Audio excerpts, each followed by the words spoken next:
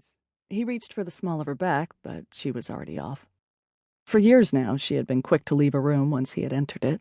Sometimes she grew jittery even when she had to stand near him. He tried but failed to remember when this had started. There may have been no sudden onset. He had to admit that there may have been the thinnest thread of chilliness when they first met years ago. He may have found it a turn-on, a challenge, or something like that. The phone rang. Hannah answered it in the next room. Lovell finished the dishes and flipped through the mail. There, beneath the water and cable bills, was their second notice from N-Star, this time all in red type. She was the one who took care of paying the bills. Annoyed, he propped it in a little tent at the end of the counter where she would see it. He rooted around in his briefcase for his laptop. The radio sound data had come in yesterday from Pago Pago, and his new column at Weather magazine was due tomorrow, and he had hardly begun. A climate scientist at a foundation that studied the impact of humankind on the planet, Lovell researched the link between global warming and hurricanes. He gave himself a half hour at the computer now, no more, and then he would spend some time with the kids before they went to bed. He could work on the column tomorrow if he got to his office a little early.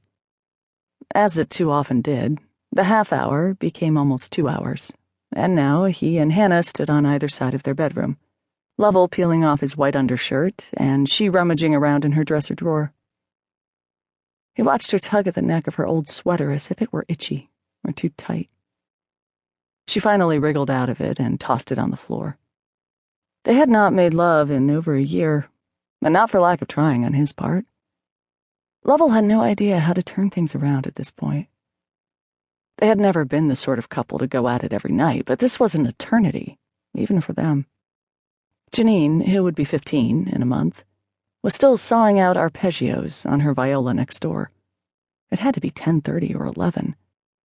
Ethan appeared in the doorway in his robot pajamas. "I can't sleep," he said, gesturing to Janine's room. He was 8. "And the McKenna's dog won't shut up again." This had become his nightly refrain, his attempt to stall bedtime. "I already talked to Janine," Hannah said, "and, sweetie, there's not much we can do about King." She was a good mother. She was patient when Lovell was not, anticipatory of needs and emotions that he could never predict. Ethan replied, "You could call them." "It's late," Hannah said. "I'm sure they're already asleep."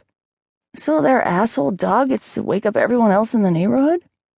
"Ethan," she said, "stop listening to your sister. The mouth on her." Behind their backs, Hannah herself could sound like a sailor. "He does have a point," Lovell said. "King's barks can really get under your skin." "How about one of you go ahead and pick up the phone?" "2," Lovell said. After Ethan slunk out of the room, she said, "Remember, he has the orthodontist tomorrow? We find out if he'll need braces. God, I hope that doesn't bring back his stutter." Lovell did not remember any mention of braces. She shot him a look. She had finely tuned radar for his not listening. He considered reminding her of the many legitimate things that occupied him, the slew of deadlines he faced at work, the fact that this was hurricane season, that his colleague Lucinda was out all week, and so he would have to cover 3 meetings with Ford and Chrysler over the next 2 days alone. But he said only, "We got another notice about the electric. We're 3 weeks late." "I know," she said as she slid a sweatshirt over her head. He waited for her to say more, and when she did not, he let other infractions pour out. The towers of recycling on the back porch, the missed tune-up for her car. "2, this is the 3rd time this year that you forgot the electric. They could shut us off." "Yeah." "That's 3 notices," he repeated. She worked at most 10 hours a week at the flower store. Nothing that should have bothered her did. Nothing got through to her these days. She stretched her head from side to side, maybe working out a kink in her neck. She gazed out the window as if taking in the enormity of the starry sky. "Is your life so busy that you can't remember to pay the bills? Can you tell me just what you do all day, every day?" He had finally said what he had only thought so many times. She stood there in her faded Boston University sweatshirt, receiving what he had just said. "Fuck you." "Yes, something else you won't do." He moved toward the bathroom, dumbfounded. It seemed as if he had just fired a gun that he had thought was not loaded. "Lovell," she called from the next room.